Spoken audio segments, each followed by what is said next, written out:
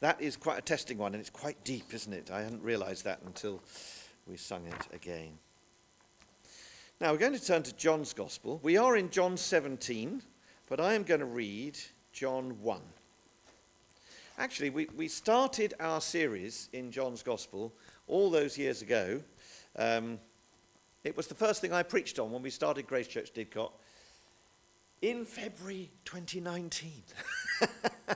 And we haven't finished John's Gospel yet. We have had some big breaks from it, which is why it's taken a long time. And we've come back and done it in little spates. We're going to do John 17 this month. Ian started last week. And then next February, March time, we're going to do the Passion of Jesus in John 18 through to 21. And then we'll be finished. Okay, so we're going to finish John's Gospel next Easter, God willing.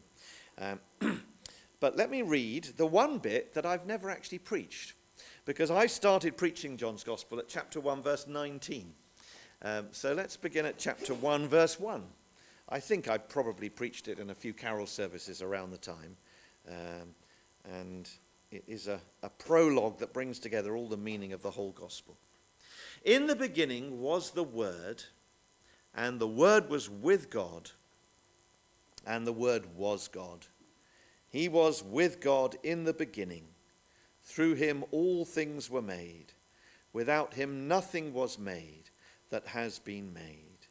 In him was life, and that life was the light of all mankind. The light shines in the darkness, and the darkness has not overcome it. There was a man sent from God whose name was John. He came as a witness to testify concerning that light, so that through him all might believe. He himself was not the light. He came only as a witness to the light. The true light that gives light to everyone was coming into the world. He was in the world, and though the world was made through him, the world did not recognize him. He came to that which was his own, but his own did not receive him. Yet to all who did receive him, to those who believed in his name, he gave the right to become children of God, children born not of natural descent, nor of human decision, or a husband's will, but born of God. The Word became flesh and made his dwelling among us. We have seen his glory, the glory of the one and only Son, who came from the Father, full of grace and truth. John testified concerning him. He cried out, saying, "This is the one I spoke about when I said, 'He who comes after me has surpassed me, because he was before me.' Out of his fullness we have all received grace in place of grace already given. For the law was given through Moses. Grace and truth came through Jesus Christ. No one has ever seen God, but the one and only Son, who is himself God, and is in the closest relationship with the Father, has made him known." Now turn over to page 1085, John 17. And I'm just going to take a very small part of the chapter and focus in on a couple of verses today. John 17 from verse 6. "I have revealed you to those whom you gave me out of the world. They were yours, you gave them to me, and they have obeyed your word. Now they know that everything you have given me comes from you. For I gave them the words you gave me, and they accepted them. They knew with certainty that I came from you, and they believe that you sent me. I pray for them. I am not praying for the world, but for those you have given me, for they are yours. All I have is yours, and all you have is mine, and glory has come to me through them." Now, lots of people want to predict the death of the Christian church, don't they? And actually, looking around us in Britain, it's easy to kind of reach that conclusion, isn't it? The church is so behind the times, they say. The tide has gone out. Local churches are closing. Buildings are being sold off to become art galleries, and sometimes they become mosques or Hindu temples. And they think of the church as a sort of accident of history. If you go on some of the big denominational websites, you will see that they have a properties for sale section. And you can go and pick up a very nice big stone church building for £250,000, and maybe the manse will sell for double that because it's more useful to people. So, there is a huge property boom in redundant churches, especially in Scotland, sadly. But I fear it's coming in England as well. And so people laugh at the church, and they think of us as this sort of strange accident of history, a small group of enthusiasts who huddle together for comfort and who just can't give up the habit of meeting. That's how it looks to a lot of people out there. The other tragic thing is that where churches operate as big denominations, whether it's Anglican or Catholic or Orthodox or whatever, political activists see those denominations as a target, as something to take over. And they bully the leadership into following the agenda of the world. And the tragic thing is that too often the leaders give in. And so a church denomination loses the gospel, has to tone down the gospel, and it becomes sort of caught by those in political power. I've seen this in other countries, especially in the Philippines, but elsewhere as well, that big denominations, nothing like the denominations we have here, imagine that they can sort of sell their vote to one of the presidential candidates, and for that they'll get a lot of money, and you see it in their church buildings and all the rest of it. It's very, very sad to see. A church denomination just becomes another form of a political party only interested in being popular and gaining power. So I have a big question this morning. Who is the church for? Who is the church for? Who does it belong to? What's its purpose? And we're looking at this great high priestly prayer of Jesus in John 17. Last week, Ian looked at verses 1 to 5, where Jesus begins his prayer by thanking God for all that he has done and praying that God will glorify him through his death. And then by his resurrection and ascension, restore him to the glory that he had before the world began. And it's a wonderful, majestic description of the death and resurrection of Jesus. Now, of course, if Jesus is going to heaven, to the glory he had with the Father before the world began, what's going to become of his church that he leaves behind? Well, chapters 14, 15, and 16 have been a preparation for this moment, this great prayer, and the beginning of his passion narrative. And when we listen to this prayer of Jesus, we find everything that he said in chapters 14, 15, and 16, but kind of expressed differently in another way in this prayer. It's very much like coming into the Holy of Holies. This prayer is like the inner sanctuary. God the Son is praying to God the Father. It's an extraordinary moment. And so we need to listen carefully to these words. They're very holy words. We need to treat them with great reverence and just sort of pause on the threshold almost as we listen to these words to get a sense of the wonder of what Jesus is praying.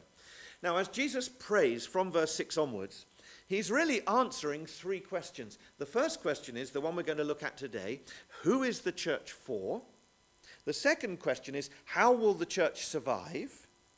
And the third question is, how will the church change the world? We're going to look at each of those questions over these 3 weeks. So let's come to the first one today. Who is the church for? Now, you might think that's a rather obvious question. The church is for the people who belong to it. The church is for the people who are committed enough to come here. The church is here for us who gather here week by week, and for the community around us in any way we can serve them. And that seems the obvious answer, doesn't it? Except that that's a very shallow way of looking at the church. It's true at one level. The church exists for the benefit of its members. Some people would say, actually, the church is the only organization that exists for the benefit of the people who are not yet its members. That's our mission, to go out and reach those who don't come anywhere near church. But as we listen to Jesus praying, he shows us a much bigger picture. And here's the first thing that he teaches us. The church belongs to God. The church belongs to God. The church is the Father's gift to the Son. Look at verse 6. Jesus says, I have revealed you, that is God the Father, to those whom you gave me out of the world. They were yours, you gave them to me, and they have obeyed your word.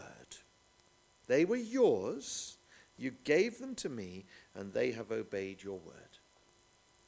Now, this is a truth that a lot of Christians struggle to accept because, from our perspective, you may have come to faith as an adult. It may have been a long, slow process of seeking and asking questions and doubting and making up your mind. And it all seemed to be that the action was all on your side. Yeah, you came to faith through plenty of struggle, and it felt like you were searching for God. But what we then find is that when we have been searching for God, we find that all the time God has been searching for us.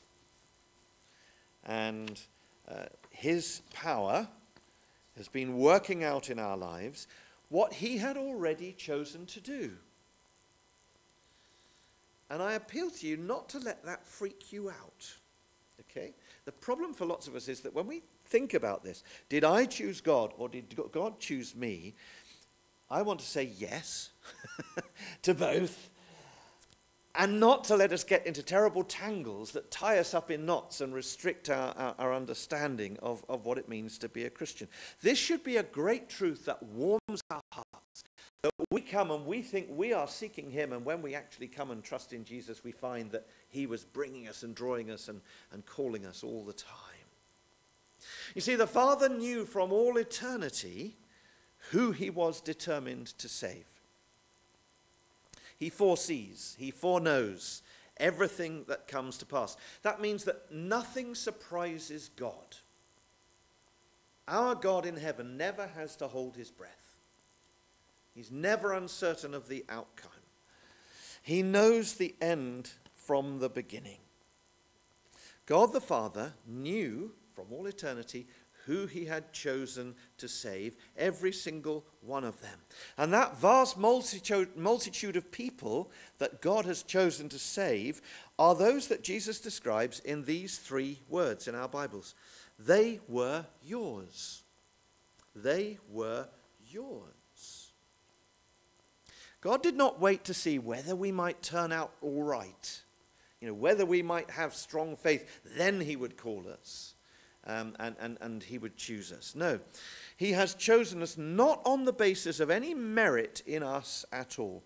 We never earn God's favor. We never somehow get his attention so that he pays attention to us or behave in a way that makes him love us. His choice was long before we came to be. Listen to these words of Isaiah 65. They're quoted again in I think it's Romans 11.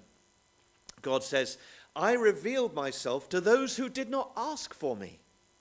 I was found by those who did not seek for me. He is the God who goes out and finds us, even when we are not seeking him. And so we can say that the church has its existence not because of any human initiative, not because of any clever marketing campaign, as though it all depended on human effort. The church began in the heart of God. It's a wonderful truth to get hold of. It's very, in one sense, very, very liberating. And then Jesus says that the Father, having chosen his church, those who are yours, they were yours. And then he says here in verse 6, you gave them to me. I have revealed you to those whom you gave me out of the world. They were yours, you gave them to me. The worldwide church from every nation in every generation is known and chosen by God the Father and given to Jesus, his Son. who is Lord of his church. And every single person that the Father has chosen, he has entrusted to his Son, to his care. If you were here back in 2021 when we did John chapter 10, we looked at the wonderful imagery of Jesus as the good shepherd. In chapter 10, he expresses exactly the same idea there as what he's saying here. He says, "My sheep listen to my voice. I know them, and they follow me. I give them eternal life, and they shall never perish.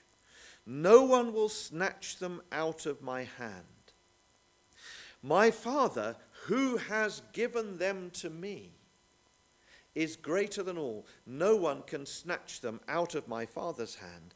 I and the Father are one."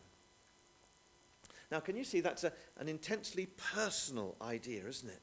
The Father has numbered the flock that he has chosen, and he's given them to the Son. And the Son takes charge of every single one of them, and none of them escapes. None of them is lost. None of them is destroyed. No one can snatch them out of the Father's hand. No one can snatch them out of the Son's hand. And that is actually a great claim to the deity of Jesus. That he is just as fully involved in the care of all those he saves as the Father is. It's part of his claim to be one with the Father. Jesus, as the Good Shepherd, lays down his life for the sheep. He has bought our redemption with his own blood. And his redemption is not like some sort of warehouse stood there, and there's plenty of salvation stock inside it. And most people come along and get it, but there's sort of some left over and nobody turned up to get those bits. Or the warehouse is there and there are so many people being saved that he runs out and other people turn up. It's not like that. That's a sort of wonky image, if you like. The image he gives us here is of a Father who knows and chooses, and a Son who redeems and keeps. And it's complete. It's effective. No one is lost. Everyone is known. Everyone is known and loved by God. So who is the church for? Well, on that scale, on that level, it is for God. It's chosen by the Father and given to the Son. And if we're going to understand the church, as we start to become an independent church, we need to grasp this. If we're going to understand the church, we need to begin here with this awesome and extraordinary idea. And it should make us pause, shouldn't it? With reverence. Have you got a headache right now trying to think about this? Have you got objections in your mind? Have you got tangles up there that you can't solve? Good, because we all do, because we're human. And these things are known only to God. Let me put it another way. Keep seeing on the news, on the BBC website, it will say about 7 o'clock in the evening, you might get a good sight of the Northern Lights tonight. And I have gone outside our house and stared at all the lights of Milton Park and been convinced that they are not the Northern Lights. When I was on the Isle of Man, they took me up a mountain to see the Northern Lights, and it didn't happen.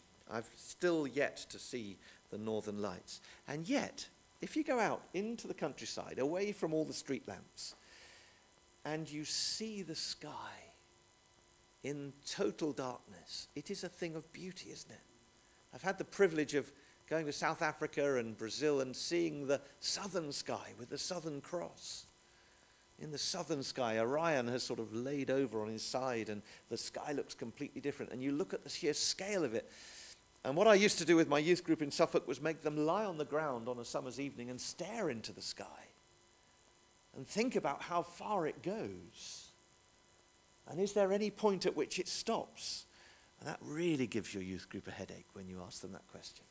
Because it is extraordinary, isn't it? I am here, I am tiny, I am finite. And God is infinite. And therefore, I then come to the conclusion, why would that God, that big, choose me? Why would I be part of his plan? I was on Paddington Station last night, coming back from London. And you're in a huge surge of humanity, all stood waiting at the boards, waiting for their train to come up. And then the train comes up and everybody goes, And it's worst at rush hour on a Thursday or Friday, isn't it? And you see that seething mass of humanity, and you think to yourself, why should God choose me in all this crowd of people? Or maybe you go pushing leaflets and you think of all the doors that you're pushing leaflets through. Why should God have come to my house with the gospel and called me? And we feel incredibly small, don't we? We look at the way that we've messed up our lives, we've rebelled against God, we've tried to deny his existence, and yet he found us. He called us, he convicted us, he took hold of us, he drew us to himself. Why did he do that for me?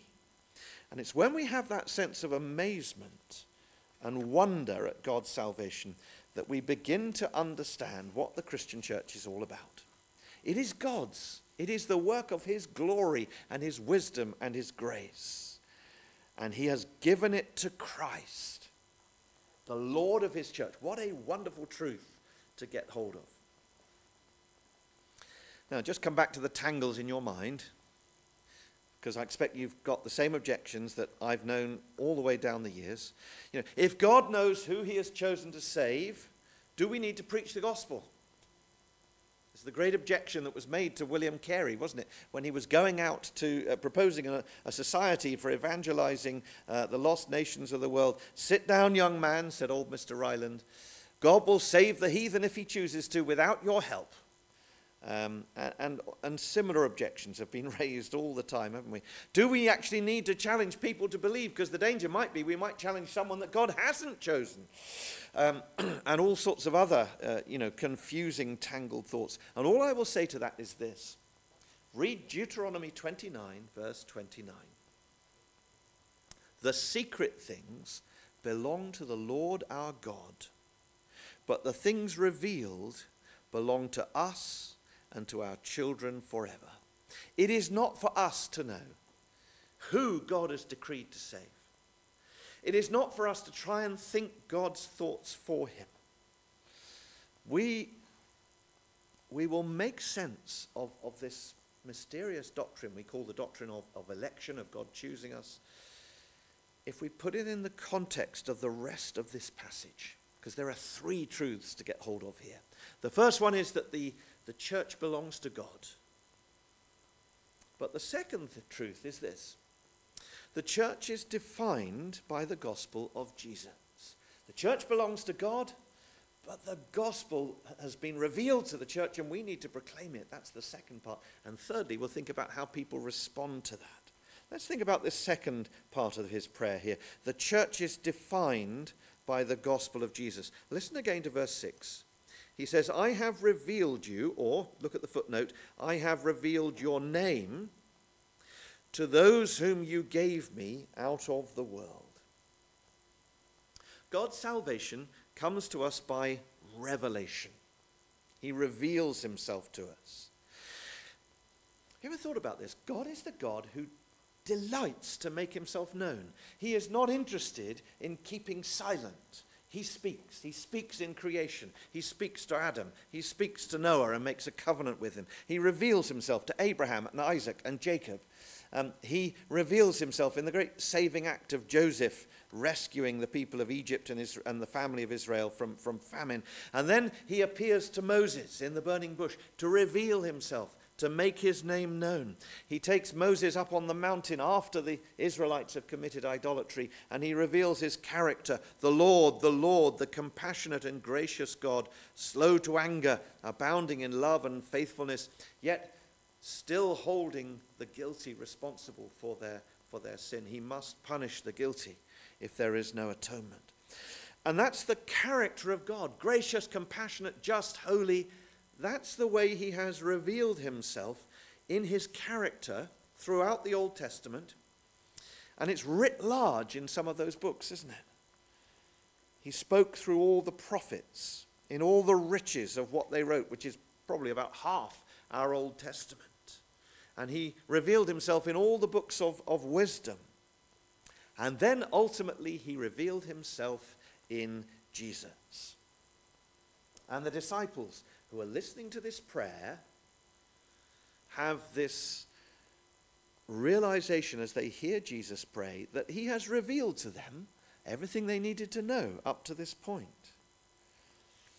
And they have at some level believed it. Look at verses 7 and 8. Now that's the disciples, now the disciples know that everything you have given me comes from you. For I gave them the words you gave me, and they accepted them. They knew with certainty that I came from you, and they believed that you sent me. How has God ultimately revealed himself? He's revealed himself in a person, in a man, in his Son. The first task given to Jesus in coming into the world was to make God known. All the character of God is seen in Jesus. When we look at Jesus, we know what God is like. We know that from his words, because his words reveal God's truth. We know it from his miracles, the signs that are scattered all the way through John's gospel, because they are loaded with meaning and they teach us so much about the character of God. We know about God from the behavior of Jesus and from the character of Jesus as he deals with people. His compassion, his carefulness, his gentle questioning of some people and his strong reproving of other people in their pride. He deals with the Pharisees, but he also deals with the weak and the excluded. And we see in that the character of God. And then ultimately, God has revealed his justice and his grace and his power most fully in the death of Jesus and the resurrection of Jesus in power and glory. That's the revelation that God has given us in Jesus. And, this is the point Jesus is making in his prayer, this church is going to be defined by that. His church is going to be defined by the gospel that Jesus has revealed. As a church, we don't pick our message to suit the times. You know, a weather vane does that, doesn't it? A weather vane squeaks and twists in all directions according to the wind. A signpost points in one direction, the direction it is meant to point. And the danger for us is that we feel so under pressure to conform to the society around us that the gospel we proclaim gets sort of whittled away, and so whittled away that eventually we're denying the nature of sin, we're denying the holiness of God, we're denying the justice of God, we're denying the need for the cross, we're denying the resurrection, and it's all gone, the whole thing. No. The church is to be a light, a lighthouse, a searchlight, whatever image you want to use. And the gospel we proclaim is first of all the character of God, isn't it? Compared to God, all of us are found to be sinners who need to change. I am found to be a sinner who needs to change. And so we go to the world and we teach the world about God's justice and God's holiness and his sovereign power over creation, his control of human history. But we also go to the world and we proclaim his love, his grace, his mercy, his compassion, his goodness, his kindness, and the great invitations that are proclaimed in the Bible to all the world to come and believe in Jesus and take refuge in him. And Jesus says these extraordinary words at the end of verse 8. They, the disciples, knew with certainty that I came from you, and they believed that you sent me. Now that's quite a strong thing to say of these weak, bumbling disciples, yeah? Because the disciples are a bit of a mess through the whole of the 3 years ministry of Jesus. Thomas still had his doubts. Peter thought he could do it all in his own strength. James and John are obviously very ambitious, and their mother's even more ambitious for them than they are, desperately wanting to get the best seats in the new kingdom when it comes. None of them were ready for the shock of the crucifixion, and they all fell into despair when Jesus died.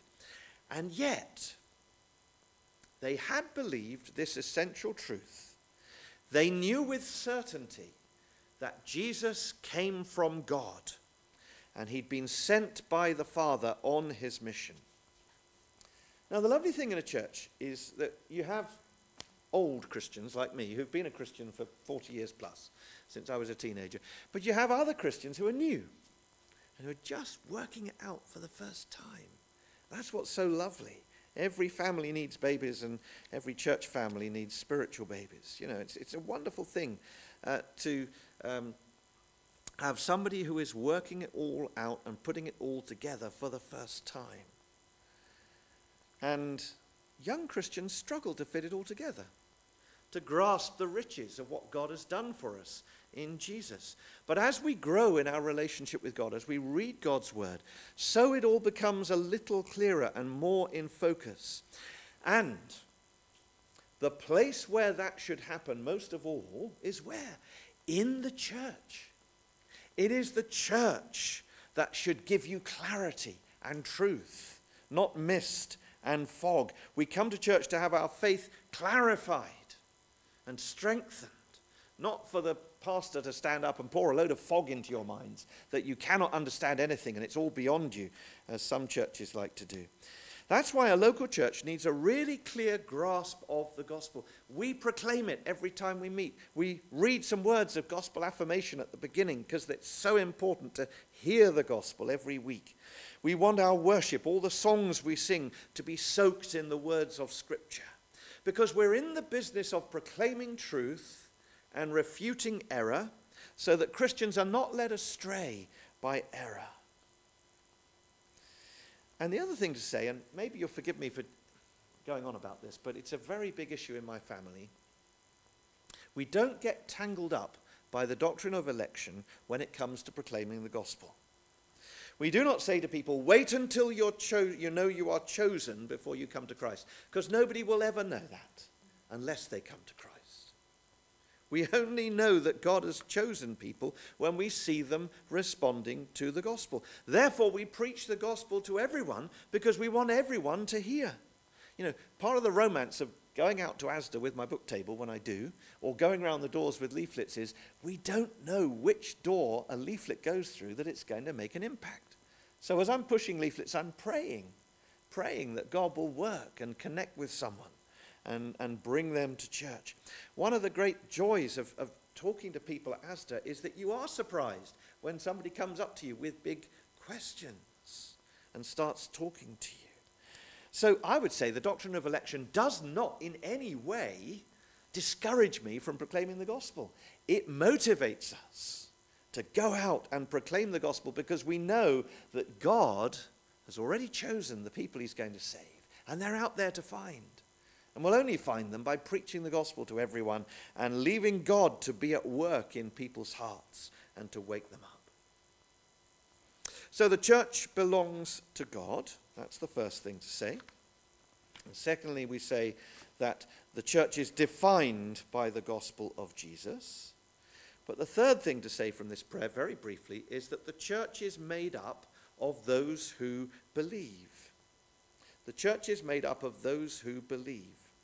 Look at verse 8 again. For I gave them the words that you gave me, and they accepted them. They knew with certainty that I came from you, and they believed that you sent me. Now, can you hear those three verbs in there? They're very important. Three actions. The disciples heard the word of God. What did they do in response? First, they accepted or they received. That's what the original verb really means. They took in what was being brought to them. They received the words of Jesus as truth. People don't like the word truth today, do they? Well, we want the truth in the media about our politicians, but when it comes to Christian truth, there is no truth, they'll say.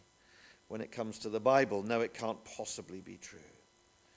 People are scared to claim that anything is absolutely true. But the disciples were changed by the truth, weren't they? They knew that Jesus had spoken to them from God and his words were true.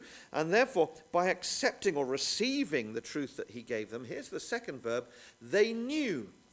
They knew with certainty that Jesus came from God. And therefore, third verb, they believed that God had sent him. In this great prayer of Jesus, We see all the parts, all three parts of God's plan to save. We see him choosing every member of his church, something that's only known to the Father and the Son. So let's not trouble our minds about who that might be. We see the calling of the church. The calling of the church is to proclaim the gospel clearly to all the world, without exception. And then we also see that the church is made up of those who believe. How do we know that someone is chosen by God the Father and given to God the Son and kept by God the Son? This is the only way we know. They believe. They respond to the gospel and they believe. They have faith in Jesus and it overcomes sinful rebellion and unbelief. Who is the church for? It's for God and for all those who believe in him. However weak your faith, it is fixed on a great and glorious God. You know, there are times, aren't there, when you have a light bulb at home that's on the blink, and I've got a few that I've got to replace tomorrow, and sometimes, in your heart, in your mind, you're a bit like one of those flickering LED light bulbs. You're just worried that your faith is going to go out. No, fix your faith on the one you believe in. However weak your faith, it is fixed in a glorious and great God. We may still be coming to know him better, coming to know Jesus and put your trust in him and to cling to him. But he will become everything to us. If that is you, that you are trusting in Jesus, even though your faith is feeble and just about clinging on, then verses 9 and 10 are true for you. Jesus says, I pray for them. That's wonderful, isn't it? Think more about that next week. I'm not praying for the world, but for those you have given me, for they are yours. All I have is yours, and all you have is mine, he says to the Father, and glory has come to me through them. I'm going to finish by saying something about my parents, which I don't very often. If my father had lived, he would now be over 100, and my mother over 90. I have to say neither of them found these big truths I've been talking about today easy to deal with. They spent a fair bit of life wondering about whether God had really called them to trust in Jesus. But in time, they both came to surrender their lives to Jesus and trust in him. And they lived long Christian lives. They are buried together in the same grave in Leatherhead in Surrey. And on their gravestone you will find verse 10. That's why I'm mentioning them. Except, of course, you'll find it in the authorized version, which is actually strangely slightly simpler. It says, all mine are thine, and thine are mine, and I am glorified in them. You see, that's true. At the end of their lives, that was true. Jesus could say of both of them, these two are mine. And they're also God the Father's. And by saving them both, Jesus has been glorified in their lives. And now today, they are with him in glory. What a wonderful thought. All the doubts, all the fears, all the uncertainty are gone. And Jesus has been glorified in them. Is that true of you? Is that true of me? That we are God's and given to Christ. If we believe in him, one day Jesus will be fully glorified, even through us. Let's take hold of that truth and believe in it today, shall we? And let's sing about it as well as we sing.